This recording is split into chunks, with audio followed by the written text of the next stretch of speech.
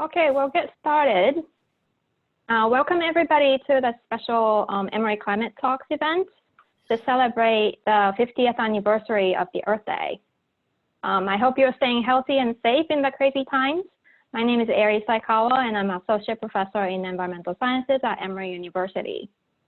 This Emory Climate Talks is what we started at the end of last month in partnership with Emory's Environmental Sciences and Resilience and Sustainability Collaboratory. Thanks to the generous donor that we have that let us travel to the UN climate change negotiations every year. So we'll get started very shortly, but I wanted to say a few words about the logistics first. For those that are joining us for the first time, welcome. And if you're inclined to join more of these seminar series and conferences that we're planning to host while keeping social distancing, please sign up for the newsletter on the chat message that I sent below or wherever that might be on your screen. Also, this event is recorded and we'll upload it on our Emory Climate Talks website in a few days. So if you missed anything that you like, you're welcome to come back to our website and check it out again. And of course, you can listen multiple times and enjoy the art with Mr. Rockman as well in the future. So we will take questions at the end of the talk, but please feel free to use the chat box to type out the questions to everyone, or if you feel like you can also privately message to myself so we can ask them after the talk is over. Now I would like to let Georgia Spies, Emory student and the president of the Emory Climate Organization, introduce our special speaker. Thank you so much, Dr. Saikawa, and thank you everyone for coming and participating in this event. And thank you to the anonymous donor for making it possible. My name is Georgia Spies. I'm the president of Emory Climate Organization, an environmental organization on campus. A few months ago, ECO's exec board made a list of potential presenters for the Universities for Greener Georgia conference, and we voted on inviting Mr. Alexis Rockman after seeing his work. Sadly, the conference had to be postponed and will now be virtually held on May 7th and 8th, but I am extremely grateful Mr. Rockman was still willing to join us all today on the 50th anniversary of Earth Day. Mr. Alexis Rockman is a contemporary artist whose work depicts potential effects of human impact on the environment. He has had exhibitions in galleries across the country, including the Brooklyn Museum in 2004 and the Smithsonian American Art Museum from 2010 to 2011, as well as internationally, such as at the Camden Art Center in 2004. His work includes collections such as Future Evolution, Wonderful World, Concrete Jungle, Biosphere, and many more. Thank you very much for joining us today, Mr. Rockman. I'm excited for your presentation. The floor is yours. Can everyone hear me okay? Yeah? Yes? Yes. Okay. Yes, we can hear you. So thank you so much for asking me to Zoom this meeting or presentation. It's a little strange, but I've been doing some Zoom meetings over the last couple of days, so I'm getting the hang of it. It's a bit of a paradox because I'm aware that some of my friends are in the audience, but we're all sequestered in our own little boxes. And there's something about this moment that I think is very poignant and very important as a sort of window into the future. We are at a crossroads. The pandemic that we're suffering through now is very much a product of some of the environmental issues that we've had to face and will continue to face in the future. Obviously, climate change is the gorilla in the room, but this pandemic is one of the many, I believe, thousands of indicators that we are headed in the wrong direction. Why did I call this a glimmer of hope? It was to bribe you into watching. Well, that's partially true. I want to just walk you through, I'm going to show some images of people that I consider heroes from not only my childhood, but up through the present, and then show you a little bit about how I've coped with this sort of impending doom that I've felt since I was a child, and I realized that so much of what our activity brings to the planet is about basically shredding it like a rug infested by moths. I think that it's become increasingly clear that we're really in trouble.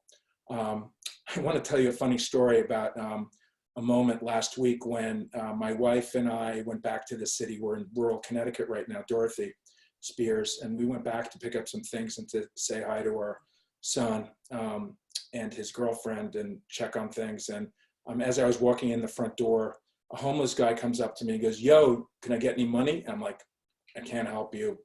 Typical New York situation. And then he goes, and I was wearing this shirt, so to brand the moment, you can see this, I hope, even if you're watching on your phone. And then he looks at me and goes, "Is today Earth Day?" And I'm like, "Every day better be Earth Day from now on." And he laughed and we sort of shared a moment, but I really believe that, you know, we're really, every time I get on a plane or do one of these actions that's inevitable in just being alive at this moment, I feel a sense of profound ambivalence. I feel terrified for the future for our kids, terrified if you care about biodiversity. You know, getting on a plane and talking about climate change in another part of the world is really one of the painful paradoxes that has come to be for many people that care about this stuff and talk about this stuff often. And I think that one of the things that we really have to struggle with now is, you know, we have to listen to scientists. Scientists are telling us what's happening on the planet. They told us what was going to happen with this pandemic, and it's unfolding before us. And they're telling us what's going to happen with climate change, so we better listen. I want to use a quote that I've heard many times that I think is one of the greatest quotes of facing reality, but also having a sense of hope, and that's from Martin Luther King Jr. And he reminded us, quote unquote, that the arc of the moral universe is long, but it bends towards justice. I really hope that we're not too late for these issues. So if we could have the next slide.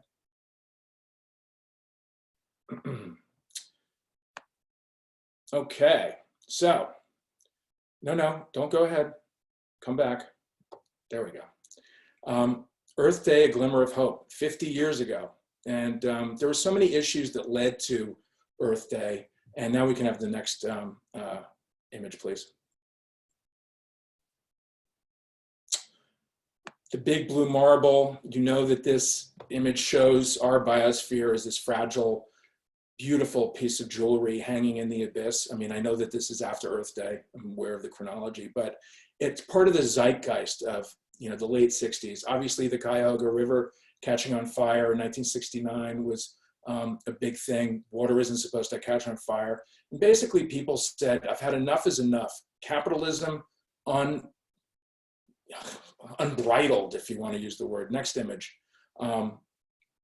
Is really something that we can't tolerate if we're going to have a sense of the future for our children.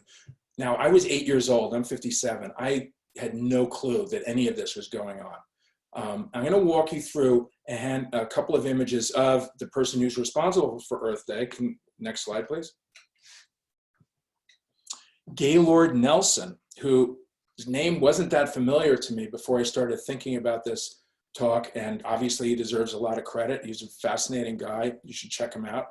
And Earth Day was a celebration of the Earth and also reminding people of how important conservation was going to be for the future. Next image. You can see on the left, there's some psychedelic looking typeface and lots of people together. That's impossible at this point. So I was not aware of this at all, but it was in my blood, so to speak. Next image. So I'm going to show you the next image. That's a picture of me when I was a kid in 1968 in New Jersey. My grandmother took that, and that's me, of course, holding a turtle. And my wife always teases me that I expect to get a pat on the head if I'm holding a turtle, and that's entirely true. I love turtles and think they deserve the utmost respect. But I want to walk you through a handful of people that I really looked up to when I was a kid. Next image. Again, this is, I know, after 1970, but this is an image that profoundly influenced me, the Keep America Beautiful campaign. And this really sort of galvanized my distaste for pollution and people's general behavior and relationship to the environment. Now, of course, I didn't know when I was 9 years old that this was brought to you by the plastic industry. There's all sorts of terrible threads that we could unravel when we're dealing with some of these images and some of these issues, and there's a lot of paradoxes. But to me, I was indifferent to that, and it really didn't, I didn't care whatsoever. And I didn't care that Iron Eyes Cody was really a Italian-American actor. And of course, there's a different thread we could unravel of Native Americans not having representation in the media and having opportunities to represent themselves. That would be a different conversation and entirely credible. Next image. Jane Goodall, of course, taught us that animals were not machines, that they were very much like us. Chimpanzees are almost identical to us in terms of the genetics. They're 4% or 0.4% difference between us, and they have feelings, grief, happiness, just like the rest of us, so to speak. Next image. Jacques Cousteau, of course, introduced us to the wonders of what's happening under the oceans and how much in peril they are from overfishing and pollution and stuff like that. Next image. And of course, Marlon Perkins, the Sunday night was never possible without watching Mutual of Omaha's Wild Kingdom and watching Jim Russell the Anaconda or whatever mishap he would get into. So these are some of the things that influenced me as a kid. Empirically, that I can say that I was very aware of and influenced me in terms of what I was doing. Not as an artist yet, but I love to draw plants and animals. I'm getting a text at the same time, which I can't seem to turn off the volume. All right, next image. So heroes. This list could be 500 people long. It's relatively arbitrary. It's maybe in chronological order, but I just want to give you an example of some people that I've looked up to over the last, I guess since 1980, 79 or so, when I started to think about this in earnest. And then, of course, when I decided to become an artist and use the history of natural history and conservation as a resource, I went back to them, their texts, what they did with their lives as role models for things that I wanted to do or make work about. Next image. One of the great paradoxes, big game hunter and conservationist. Of course, those weren't paradoxes at the time, but if we look at a figure like this today, he is a hero. He's also a scoundrel. He's many things, a fascinating, complicated man who is, amongst other things, responsible for the National Park Service, and our idea of conservation in America, I still think owes a tremendous amount to Teddy Roosevelt. Next image. Rachel Carson, of course, absolute hero. I mean, she endured the slings and arrows of, enormous powers, both political and economic, to silence her, and she would not be silenced. And for those of you that haven't read Silent Spring, I really encourage you to read it. It came out in 1961, I believe, and she died there soon thereafter from cancer, unfortunately. Next image. Chico Mendes, political activist from Brazil, was assassinated, was a conservationist, not only for indigenous rights, land use by Native people, and also poorer people. And look, of course, what happened to him is a tragedy, and very much the ongoing battle between the forces of global capitalism and things that we all need to care about if we're going to have any sort of future. Next image. And of course, Greta, who is one of the greatest spokespersons for these causes and these ideas. Her bluntness is so refreshing, and her directness. I really would never want to be on the wrong end of a stick of hers, and I hope to live up to her challenge. All right, so those are people that I think are colleagues in the world, dead or alive, that I think have paved the way for what I'm trying to talk about today. And as I said before, there are many, many dozens of people who should and could be included in this list. It's just relatively arbitrary. Next image. All right, so now I'm going to give you a tour of some of my work and some of the trips that I've taken over the years, some with friends, some with family, and I'll give you a little background about where I was coming from and what the projects were about. And we're going to go to the next image. Wow, that looks, it's so funny to see that so small. That is a painting that is 8 feet by 24 feet. And that was the first of my big epic paintings that I started in 1992 that I showed at Speroni Westwater Gallery. And I also want to give a little plug to an online viewing room I have that's up now at Speroni Westwater Gallery. Look it up, Google it, and it is exactly how it sounds. And if you scroll down a little bit, you can see a little tour of an upcoming project that I'm going to be doing at Guild Hall in, I believe, 2021. And it's an example of some of the work that I'm very excited about for the future. So evolution was really a inventory of many things that I loved. Obviously, if you love nature and you live in New York City, you have to go to the Museum of Natural History. So this is very much an inventory of so many of the things that I love that happen to have gone extinct. Next image. This is a detail of that painting, and obviously there's no Dimetrodons left, or no mosasaurs, or ornitholestes, but there are cassowaries and many of those insects on that rock. Next image. So here you can see an example of some of the OCD behavior I have when I'm making these paintings. I'm making lists. It's not very good conversation for the dinner table, as my wife points out, which I agree with, but it is partially how my brain works during a workday. Next image. This was actually the first painting I made that dealt with extinction. All these animals are extinct. It was made in 1989, and it was the idea that there's a tree of life somewhere where these and of course now, unfortunately, this could be full, and this is only at the hands of humans. This isn't dealing with dinosaurs, obviously, or the millions and millions of years of life that happened before humans. This is really the accountability of humans, and you can see examples of the thylacine, stellar sea cow, the dodo, and so on and so forth. Next image. So, in 1996, I get a fascinating phone call from the Percent for the Arts in Washington State. And they want me to make a painting for a building that's part of the Department of Fisheries at the University of Washington.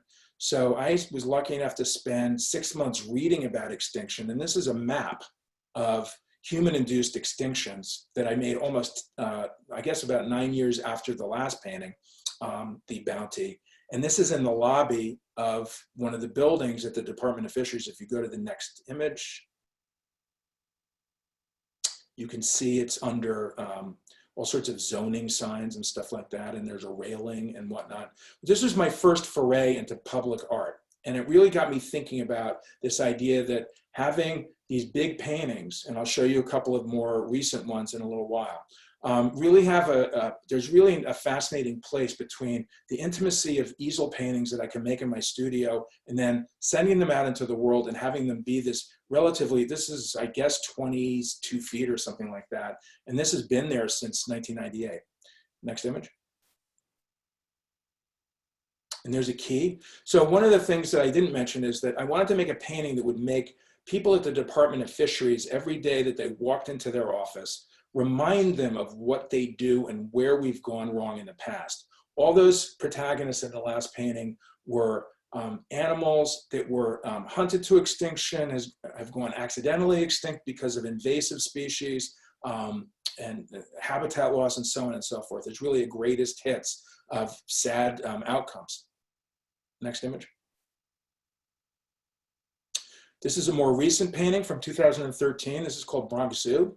And it really is an inventory of the so-called guests that the zoo have had over its 130-year existence. And It's imagining that the inventory has been let loose by some sort of calamity or some sort of flood or something like that. Next image. And there's a key again to the species that are in that painting. And I believe that is 8 by 14 feet. Not quite as big as evolution. Next image. All right, concrete jungle. This term was coined by, well, Bob Marley, everyone. I didn't coin it, neither did my friend and colleague Mark Dion, who we did a series of ongoing projects about animals and plants that make a living globally around humans and are indifferent to human activity or might even benefit from human activity. We can all think of domestic cats, rats, starlings, tree of heaven, dandelions, so on and so forth. So I decided, of course, in my own special, peculiar way, to make a series of very interesting, to me at least, roundups of, next image, plants and animals that live in and around humans. So here we have every alley USA or globally, starling, rock dove, feral dog, feral cat, carp, so on and so forth. Next image. Here's a tree of life with no particular hierarchy of these invasive species, concrete jungle. Oh, and one thing I did want to mention is that Mark Dion and I published a book called Concrete Jungle in 1996 that was published by Juno Books that dealt with the cultural history of some of these issues that you can get on Amazon if you're interested. Next image. Somewhat more recent, I was approached to make a painting for Prospect 2 in New Orleans, and I thought, well, one of the great, to me, stories that's unfolding globally is the fight over real estate.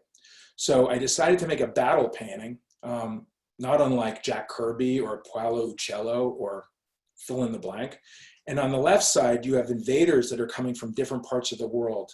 You have tilapia, you have xenopus, you have red ants, you have domestic cats, you have European wild boar, and they are fighting and facing off against the nativist in this case. And I don't consider that necessarily a bad word in this context. Why don't you go to the next image and I'll continue describing the painting, where you have the left side is invading the real estate and the right side is trying to defend its turf. So you have an alligator gar, you have an alligator snapping turtle, you have an alligator, and then you have a snakehead from the Southeast Asia. As I said before, you have tilapia, you have nutria and Burmese python and so on, battling it out. Next image. The wonderful world of GMOs. And I bet you can guess what that is. Next image. In 1999, I was approached by a wonderful public art group called Creative Time to make a public image of the face of genetic engineering, GMOs. Gene sequencing was just coming into fashion, and it was obviously the end of the century and a bright new future. Well, not so bright to some people. And I wanted to make a painting that really reflected some of our hopes and fears about what genetic engineering could bring to the future. And in this case, this is obviously called the farm, and agricultural, mostly animals. In this case, you have a pig, a cow, and a chicken on the left side. In the middle, somewhere, you have a pig, a cow, and a chicken in its contemporary artificially selected morphology. Again, on the left side, you have them in their original state from where they were taken from out of, for instance, chickens were from Southeast Asia. And then on the right, you have the forces of not only genetic engineering, but the forces of the marketplace, transforming the pig, generating organs for humans, perhaps, extra wings for chickens, geometrically shaped cows, and so on. And obviously, this has nothing to do with the reality of genetic engineering because it's not a visual thing. But my challenge and my role with all this is to take these ideas and make them popular in a sophisticated, hopefully, way that will appeal to not only the person off the street, but also the scientists that I collaborate with. And that's one thing I wanted to mention also, is that I always, or try to talk to scientists about the history of what they've been studying to inform my, my work. So for instance, I talked to someone named Rob LaSalle, who is in the American Museum of Natural History Molecular Biology Department about this. And he introduced me to some of the workhorses of the genetic engineering field, Drosophila, nematode worms, and so on and so forth. Next image. SeaWorld, obviously this is a bit more of the fantastic, but it is the idea, and it embraces this idea, which I have a lot of criticism about, the idea of resurrecting extinct animals. For what reason? It's hard to say. If it happened, it would be very much like Jurassic Park. In this case, these are some less familiar animals, and you can see the young lady who's holding the fish out to the Dunkleosteus is my my wife Dorothy, who posed for that. I hope she's slightly embarrassed because I think she's listening, but she looks great in that, and it was a lot of fun to paint that in 15 years ago. Next image. Again, revisiting some of the same ideas. I just happen to like this painting a lot. The idea of this sort of nostalgia for the future, geometric shaped agricultural items, the chicken, and so on and so forth. And then this sort of like out of place, very nostalgic farm on the upper right, which kind of makes no sense. But so much of how we perceive things comes from pop culture and how advertising works too. It's like the Land O'Lakes logo. Next image. All right, well, I think we're all sick of global warming, and we know that global warming or climate change, or whatever you want to call it, is obviously happening, but it's happening in ways that we can never predict. So I've decided that I'm going to talk about it in terms of weirding. Sometimes it's freezing. You know, my wife and I are in Connecticut right now, and I woke up this morning, it's 28 degrees.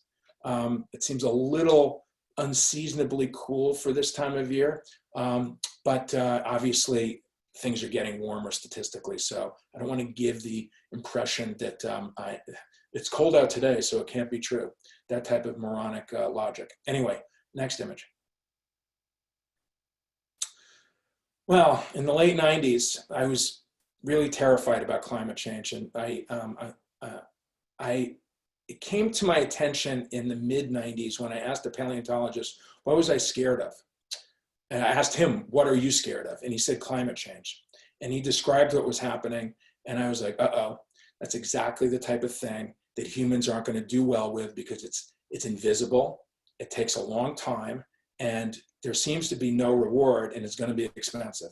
So I was lucky enough to have the opportunity to make a painting for the grand reopening of the Brooklyn Museum. And I spent about 5 years off and on working on this painting, which again is 24 feet, my go-to number for epic paintings. The painting's now in the Smithsonian American Art Museum. And I consulted James Hansen, Cynthia Rosenzweig, a number of other scientists to inform this painting, imagining if some of the ice sheets had melted, what can we think of for New York Harbor, standing on the East River, looking east out to Brooklyn? Of course, I had to include Brooklyn because it was a Brooklyn museum. So next image.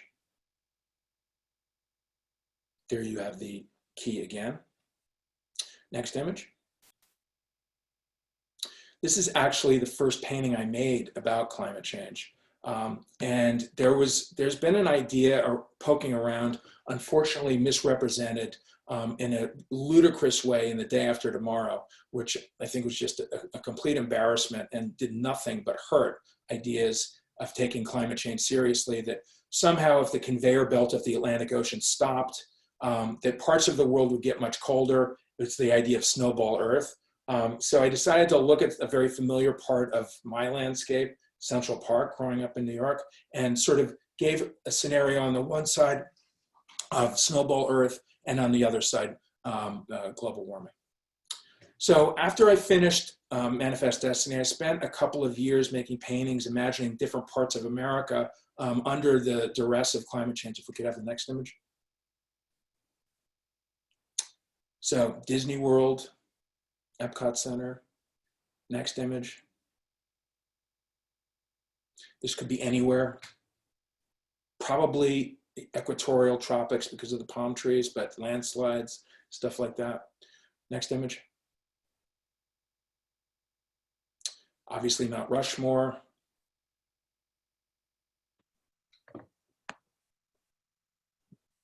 Okay, next image. So now I'm going to give you a little bit of a tour of some of the trips that I've taken, as I said earlier, with my friends and family. Dorothy especially has been on many of the trips. And we're going to start in 1994. Next image. In Guyana, and that is in the northern part of South America, right next to Venezuela, east of Venezuela. And if you look at the three guys on the right, that's Bob Brain, Mark Dion, and myself. And then the guy on the left is me, drawing a catfish. So we got this idea that in order to take ourselves seriously as like artists that care about nature, we needed to go camping in the jungle. Place that William Beebe, the great naturalist and former director of the Bronx Zoo, Darwin had been there, and so on and so forth. So I spent a couple of years making a body of work after this trip, as well as establishing a body of work that I'll talk about in a little bit. I'll just show you a couple of the works that I made after the trip and during the trip. Next image. Bromeliad, that's one of the larger bromeliads that's next to a place in, near the Brazilian border, Kaitor Falls. Next image. Next image. This is the body of work I was just mentioning that started in the rainforest of Guyana when I ran out of the one pencil I had that I was working with, and Mark Dion, who I mentioned earlier, the wonderful sculptor, suggested I use some mud, like Richard Long, who happens to have a show at Spurny Westwater right now. If you go to their website, you'll see his show virtually, Earth Artist. So he said, why don't you draw that mosquito that just bit you with that mud? And we were off to the races. Next image. I'm just going to include a little bit of a postscript on each place that we've been and some of the challenges that they will have to face. $300 million of ExxonMobil oil revenue hangs in the balance after contentious electioning. Guyana remains undecided. Let's just say that $300 million is going to turn that country upside down. And there's going to be a battle over that money. And there's going to be a lot of destruction. It's going to happen, unfortunately, to the environment there. And there's the term, I can't remember what it's called, and I'm sure someone could correct me, but it has something to do with the bad luck of resources. I can hear you all discussing that now. Anyway, so I finished this body of work, and then I got I think a phone call from the editor of Natural History magazine, which is the next image. Natural History magazine, which is the flagship publication for the Museum of Natural History. And he said, Bruce Stutz very, very generously said at the time, I want you to have a column in the magazine every month, and I want to send you to South America, to Brazil, to make a cycle of work showing the public not only the crisis of deforestation, but also how deforestation is affecting the ecology of what's left of the Brazilian rainforest. So I was flown down to Manaus, Brazil, and spent about 10 days going around talking to scientists and stuff. And I made a number of works. I'll just show you a couple of this. It's actually a very large painting that's in Aspen, I believe now. It's 96 inches wide. And based on photographs I took and some of the sort of flagship animals that are in crisis there. Next image. Here's one of the spreads in the magazine showing rainforest secession and what happens as the rainforest tries to grow back and some of the challenges that it faces. Next image. All right, there's Dorothy feeding a baby wallaby at the top. And just to give you a little background, we went to Tasmania in 2003 to do a project and spent a couple of weeks traveling around, and it was great fun. And I ended up making some more field drawings during the trip and after I got back. I bet you're wondering on the left what's happening with that wallaby that's hanging by a rope. No, it's not being punished. It's not a life sentence or a death sentence for the wallaby. It's roadkill. And one of the times that we got to see some Tasmanian devils in the wild, you have to use bait. So we were staying with a wonderful guy named Jeff King, who would go around in his pickup truck and with a shovel and scrape off roadkill off the road and put it in the back of his pickup truck, then drag it out in the middle of the night and tie it to the ground, and then stay inside this structure, drink some bourbon, and look out the window and watch Tasmanian devils come out of the grasses and proceed to devour the wallaby, usually through the anus. It was great fun. Next image. Here's some of the field drawings that I made during that trip. Next image. And now, of course, some of the things that have happened since then. There was facial cancer that was affecting the Tasmanian devils, that very worrisome. And this is just something I pulled off the internet the other day, saying they're adapting to coexist with cancer. I don't know what that means, but you can look into it. Next image. Antarctica, which is not that far from Tasmania, but it was a couple of years late, 5 years later. So we had to come home and deal with other things.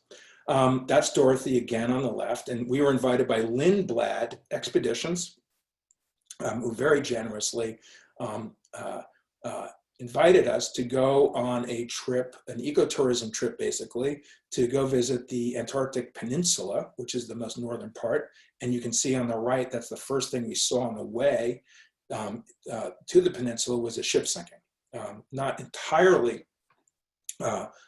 good for morale, but luckily Dorothy, who writes for the Times, was the on the spot Nancy Drew, who was helping the Times get the data, and it ended up being above the fold for the story about that sea disaster, which luckily no one died from.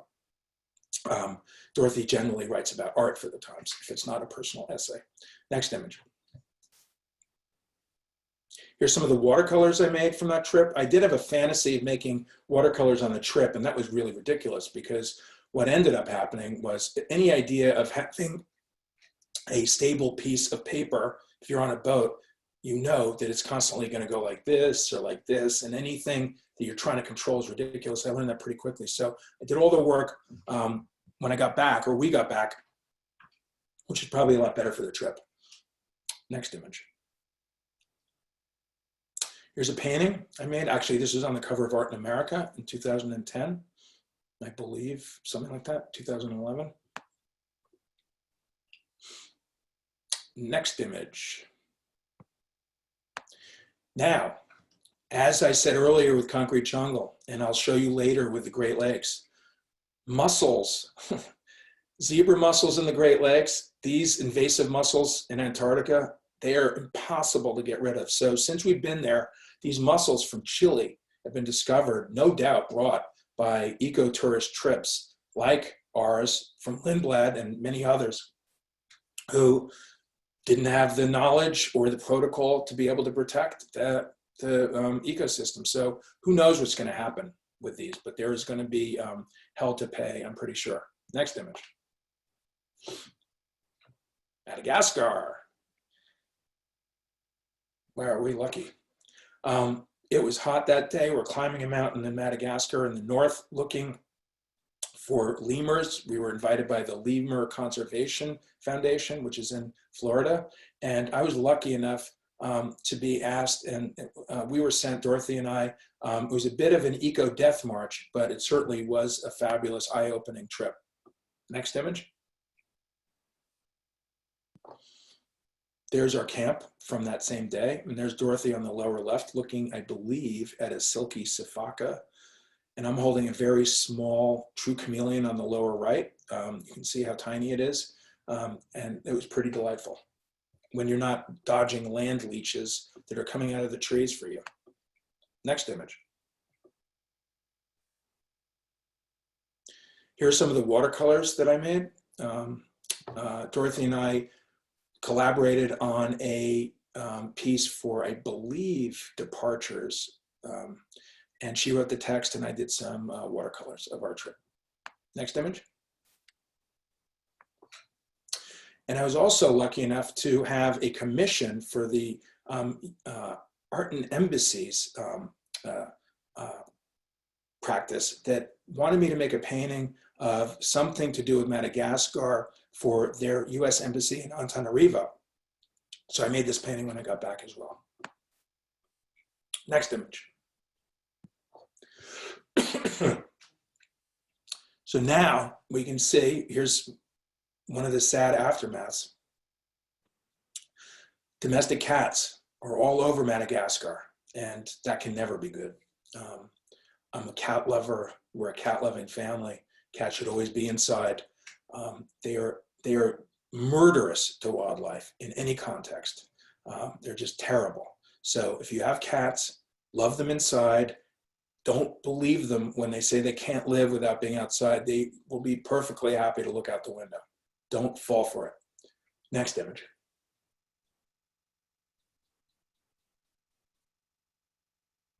So now I'm going to show you a project that's exclusively field drawings. Field drawings, if you can remember, taking the material from the field and making art, work, drawings out of it, where you take sand, schmutz, wombat poop, if you're in Tasmania, your own blood, anything that'll stick to paper. You make a drawing and you have to find some way of making it stick to the paper so it doesn't fall off. I use matte medium. I was asked by Site Santa Fe, a fantastic museum in New Mexico, to do a project for them. And I was lucky enough that Dorothy and I went on a trip to New Mexico in 2017. And I went around with a wonderful ecologist, entomologist, John Fornsby, who gave me a tour and made me prick my hands on many a cactus and so on and so forth, but it was all worth it. Next image. Here's a map of some of the places that we went. And I had meetings with archaeologists and ecologists and so on. And I really love just going on these tours for a couple of weeks and going and interviewing people and asking them what do they care about, what are they working on, what's happening here, and it's a real chance for me to get to know a place. Next image. Here's an example of some of the drawings that I made for that project. Next image. And there you can see at Site Santa Fe the scale of the 75 drawings. It's one body of work. I ended up showing this also at Burning Westwater a couple of summers ago. I just think it looks, I love the shape of its installation, and I thought it turned out pretty great. Next image. Now, again, this is my little bit of bad news postscript. The Western US is locked in the grips of a first human-caused mega drought, study finds. So water in the future is going to be really, really, really, really valuable. There's going to be wars over water, unfortunately, especially once the glaciers are gone. I feel a sense of profound sadness for the plight of so many people that have to deal with these issues that have really, we've done a terrible job in terms of taking care of these incredible resources. But I hope it's not too late. Next image. So my final part of this talk is going to be about a project that I finished 2 years ago, and it was a dream come true when I got an email from a curator, a great friend, Dana Fries Hansen at the Grand Rapids Art Museum. And he said, what is your dream project? Let's do something big in 2013. So I said, well, what do you have in mind? He said, well, you know, I love your big paintings. He had been a curator in Japan and taken evolution in 1993. We've been friends since the 80s. And I said, all right, you want a big painting? How about I make 5? And he gulped, and I said, not as big as 24 feet. They give me half that size, but they'll still be pretty big. So I ended up making 5 6 by 12 foot paintings dealing with ecological history and future of the Great Lakes, the issues that they have to face, the issues they will face. And then Dana and his team of curators at the Grand Rapids Art Museum did a fantastic job of developing an itinerary for me to go drive around the Great Lakes and interview people, go to the U.S. Fish and Wildlife, lamprey extermination, the Lighthouse Museum. I was open to anything. Go fishing. Let me just say that the tour is still on. It's hopefully going to open in Flint, Michigan. And this summer, we're trying to figure out when the lockdown is going to end, but it's still on tour. It was at the Haggerty Museum, the fantastic Cleveland Museum of Contemporary Art, the wonderful Chicago Cultural Center, and many other museums. So I hope you got a chance to see it. And if not, you can check it out. There's there's some really interesting stuff on NPR about it, the Times, and so on and so forth. Next image. So this is the first day of the expedition, and I'm full of hope. I still have the same shorts, in a dinghy on the Grand River, going with some friends from the Grand Rapids Art Museum, who were young artist types, who also outdoors types. And we took this Zodiac from this spot out to Lake Michigan. And I was all excited. And then as we're going along, hour after hour, we see no fish except for carp. And I'm like, oh my God, this is really bleak and fascinating. So that was my first introduction to some of the problems that the Great Lakes have had to face. Next image. There's a picture of me being very brave, holding a very tiny lamprey. And if you know what a lamprey is, it is like, imagine Alien, but it's a fish. And it's a vampire, the jaw is vampire, and it sucks the blood of fish like lake trout. And it is it was single-handedly responsible for destroying the fisheries, whitefish and lake trout in the Great Lakes. It came in through the Erie Canal when that was built. And here I am heroically holding this tiny thing that's actually really strong, and I'm kind of scared. Next image.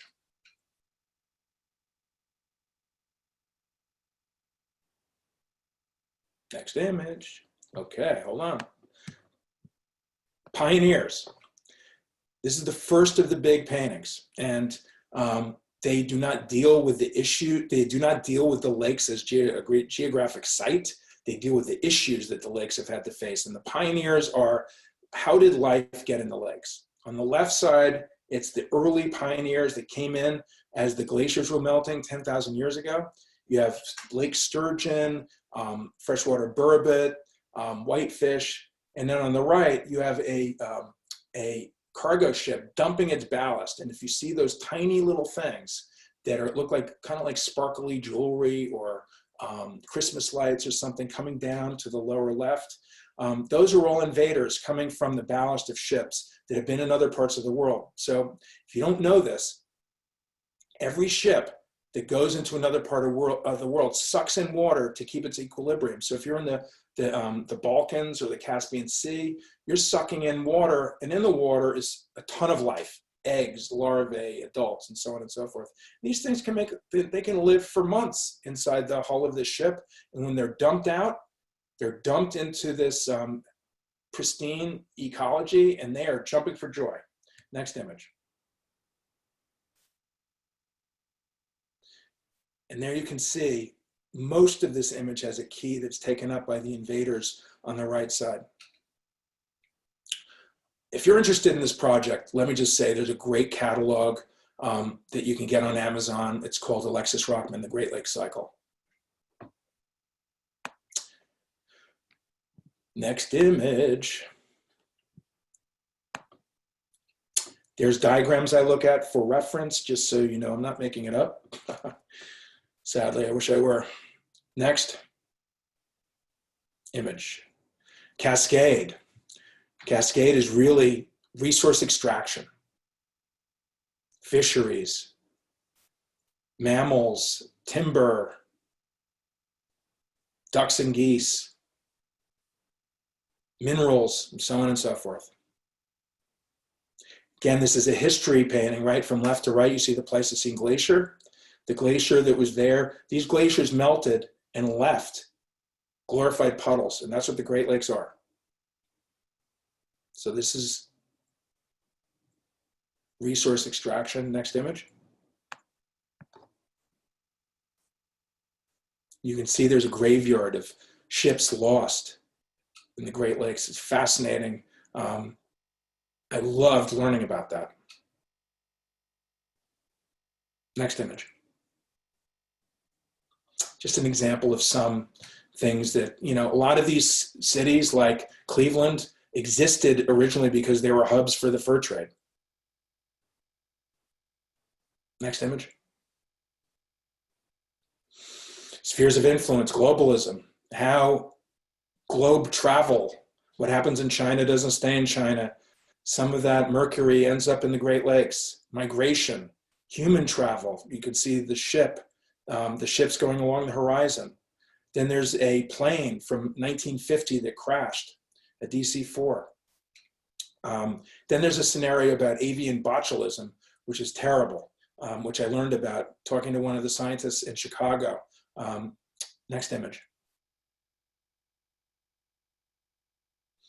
There's the key. So avian botulism, next image, is one of those examples that you can never think of. You couldn't imagine it because it's so awful and out there and unpredictable. So you have fertilizer that's in runoff from agriculture or domestic. The fertilizer generates an explosion of algae. Well, the algae dies and sinks to the bottom and starts to rot. And then botulism is formed. We all know what that is. If you see a can that's sort of facing out, it's about to explode. That's because there's bacteria in it. Don't eat it. Well, it's the same stuff. And it gets into the water column. And then these zebra mussels that are from the Caspian Sea, which were introduced in the mid-20th century, filter out some of the botulism. And for some reason, the zebra mussels don't give a damn about the botulism. And they become basically toxic waste. Well, then you have this fish, the round goby, which is also from the same part of the world and has come across in these cargo ships. And of course, its natural food is zebra mussels. So it eats all the zebra mussels and becomes basically toxic itself. And then these birds, grebes, loons, mergansers, eat the round gobies. They eat fish. They don't care where the fish is from. They don't care if it has a Russian accent. Well, they die of botulism poison. And that's what that image on the lower right is. And that's just become more and more prevalent over the last couple of years. And no one had even heard of this 15 years ago. Next image.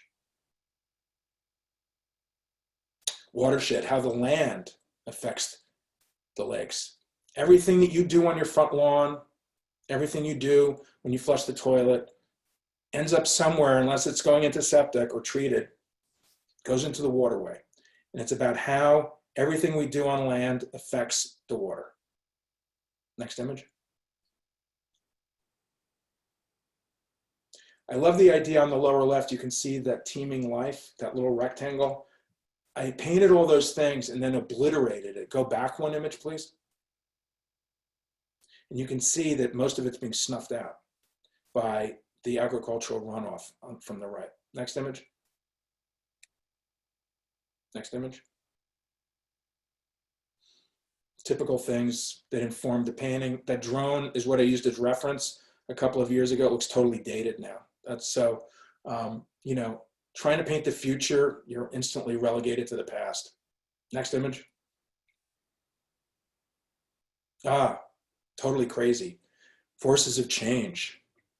Forces of change includes not only geology, human engineering, and also disease. So how timely. I'd like to say I had a crystal ball, but you don't need a crystal ball to understand some of the challenges that we're going to be facing. If you see those colorful blobs on the lower right below the water, those are all diseases, not unlike coronavirus. floating around. So we have the geology that formed the Great Lakes. Niagara Falls on the upper left, it's based on a Frederick Church painting, the great Hudson River School painter. That's the original force of change, keeping out these invasive species. Well, when the Erie Canal was built, that undermined it. So on the upper right, you can see the Flight of 5 in Lockport, New York, a very early lock that allowed the ships to go into the Great Lakes. And then, of course, you have assorted geographic sites from Buffalo, different parts of Ohio. That is not a place that's in the middle of those warehouses and stuff. Those are like greatest hits, the washed up industrial landscape of the mine, so to speak. And then, of course, you're wondering what's happening at the lower part of the image. Well, that's the E. coli kraken, because disease and bacteria and viruses are so important in the arms race that we all have in our fight for the future. Next image.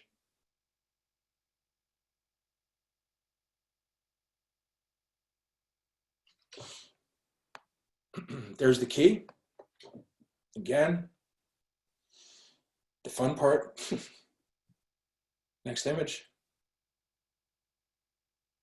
A couple of my influences in this painting, that's the Standard Oil octopus. You can see some things haven't changed because its tentacles are in the White House. Capitol building. Spanning the globe, so to speak. Next image.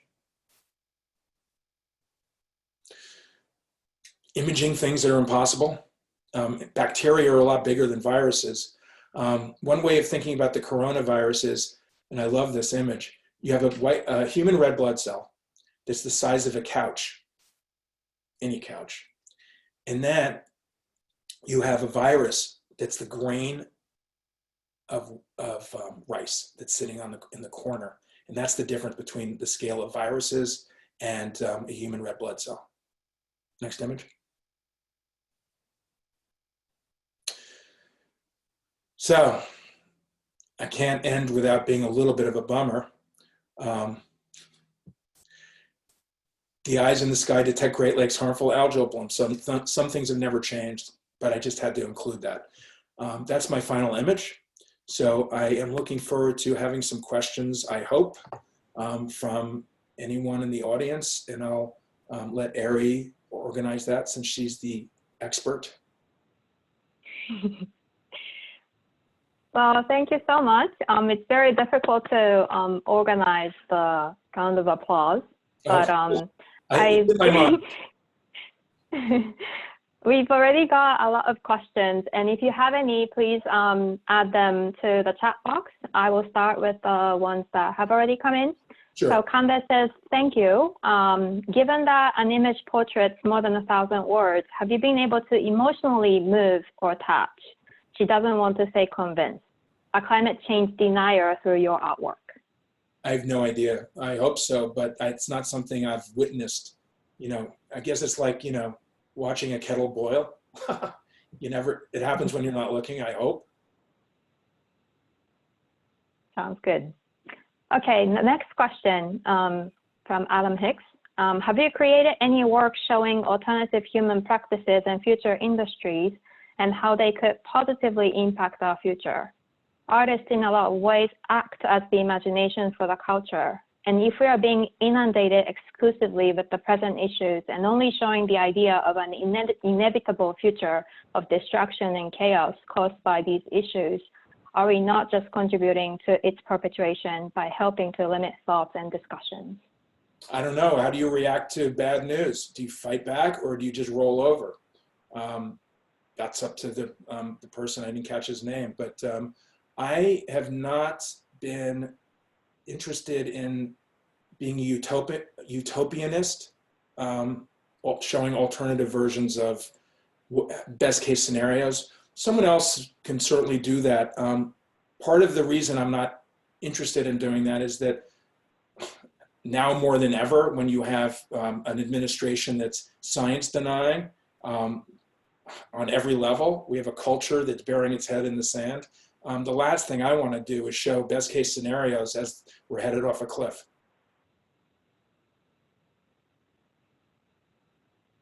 The next question from Yana Jones. Your artwork is amazing. I particularly enjoyed the farm artwork piece. Have you received pushback from big industries such as GMO organizations and other big businesses that prevent progress in environmental preservation? I have not, alas, been given any pushback from any of big business, which I would welcome. It would be great. Great. Okay, so the next one from Debra Vidali, I hope I pronounced it right. I'm curious to hear your thoughts on how dystopian and utopian themes influence your art and your thinking. Is there a place for utopian themes in your work?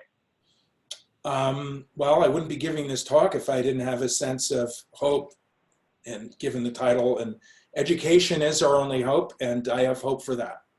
And an educated future population is utopian. Especially next question, sorry. Especially science and literature. Yes, agreed. Okay, the next question from Catherine Rono. Great work and presentation. Do you mentor upcoming artists with similar interests? No. That was easy. The next one. I loved your comment comparing the Kraken to the virus. Have you started to think about how you might address the coronavirus? I've been making some work the last couple of weeks dealing with some of the animals that are the unwitting and unfortunate vectors. Stay tuned. Okay, the next comment is, yes, I'm curious about the coronavirus connections too, especially with animal agriculture, like was themed in your other works. What's the question? The next question. Oh. Sorry, did you want to comment? I missed it. Next. Okay. Next one is, when you paint extinct animals, does that bring them back for you in some way? No. Okay. Extinction is forever. The next question. Okay. From Sarah Rose. Do you have advice for emerging artists to find collaborative ecological research partners? How did your relationship with the environment evolve as you continued making work? Oh, that's actually a good question. When I was a young artist in the mid-'80s, I started showing, and my work was much more intuitively about the history of natural history. And as I started to develop a body of work and find some success career-wise, I felt that that was a time to take on the responsibility of learning more about what I was doing, because I guess I thought I better, looks like I'm going to be doing this for a while. So I started to read popular books about the history of science, Stephen Jay Gould, E.O. Wilson, Peter Ward, David Quammen, and I started to use some of the content in that, and then I reached out to those people in various ways, and they were open to working with me. So I really think the more you ask, you have nothing to lose. So if you want to work with someone, ask, and you know, you'll learn what they think about what you're doing pretty quickly. And it's not that I go to scientists for approval necessarily. I hope they're open to what I'm doing or interested. The fact that they're answering questions, I really believe is that we're on the same. We're all on the same page. We have very many common interests. It's just a different way of getting at the world, those ideas and how they function in culture.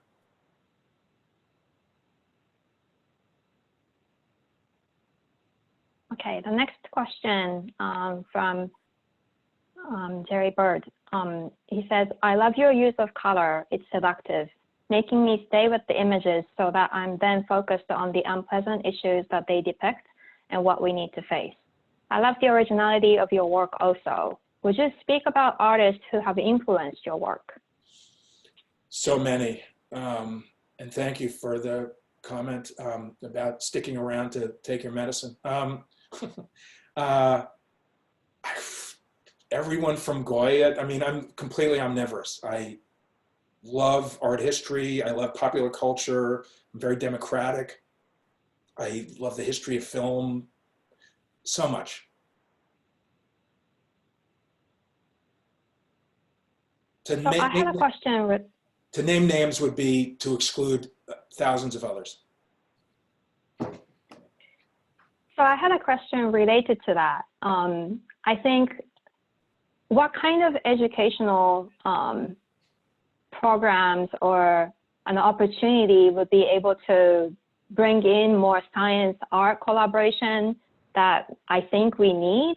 Well, I'll give you an example of a good program that did a very good job with the Great Lakes Cycle, and that is Northern Michigan University, that has an online educational part of it. And I just, if you can find it, get the password. It's free for all educators, and they did a fantastic job. So I encourage you to find that, Northern Michigan University. Okay, great. Great example. And then in this current situation, what do you think we could do to,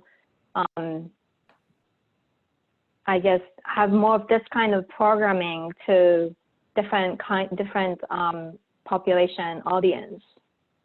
Do you have any good ideas? I don't think I understand the question. So right now we cannot see your artwork physically. No. We have to be continuing to do online. Yes. You have this amazing online platform that you're planning to build. Is there anything that you can suggest that we can do to build better virtual community for moving onwards with the social distancing? I think that the art, I mean, there's all sorts of virtual reality stuff that I think is in the pipeline right now that some of the art world is doing. I didn't quite catch your question about the platform. That I'm not building a platform. But you're building an online, how do you say, the art exhibition room, correct? No, it's up. It's not a room. It's an exhibition that's on Speroni Westwater's website. I'm not building it. It's been up a week. It'll be up another 3 weeks. Okay, and then it's only up for a couple of weeks. Situation, but there are many things I think in the works from all over the place that are trying to, obviously, if you're trying to get people to see what you're doing, you want to simulate their space, and VR is at the moment almost capable of doing that, if not being able to do it. So I'm not sure exactly who's doing it, but I know it's around the corner. It's not the same thing. And then I think seeing painting is a visceral thing. If you see a digital image, it's flat, it's pixels. If you see a painting, there is physical paint. It's visceral. It has a completely different meaning. But the images function enough digitally for there to be some meaning in them, for me.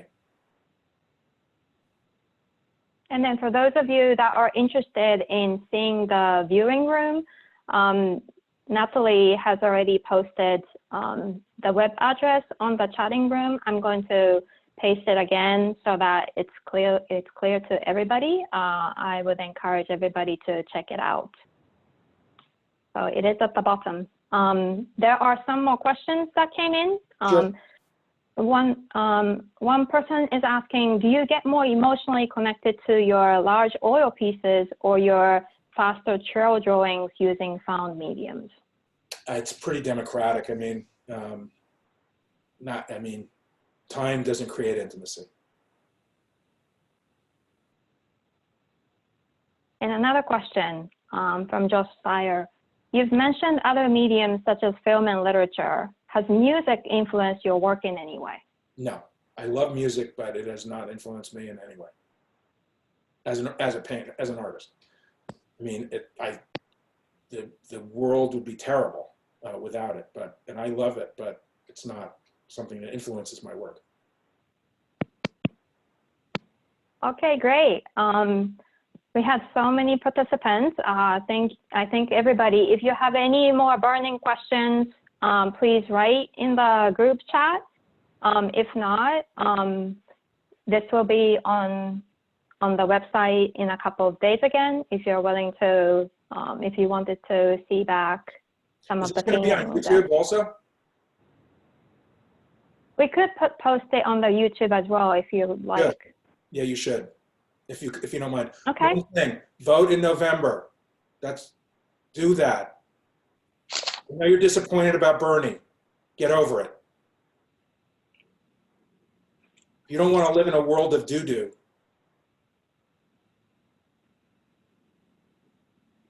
Yes. All right. And then please sign up for the newsletter so that more you'll be able to join us for future seminar series. Okay, thank you so much, everybody, for coming. Thank you, Mr. Rockman, for this amazing talk and also showing the great art exhibition online. We're so thankful for that. Right. Don't go into crowds. Keep social distancing if you want to stay alive. Yes. So please stay safe and healthy and keep social distancing, as was said earlier. All right. Okay. Thank you so much. Until then, next time, see you. Okay.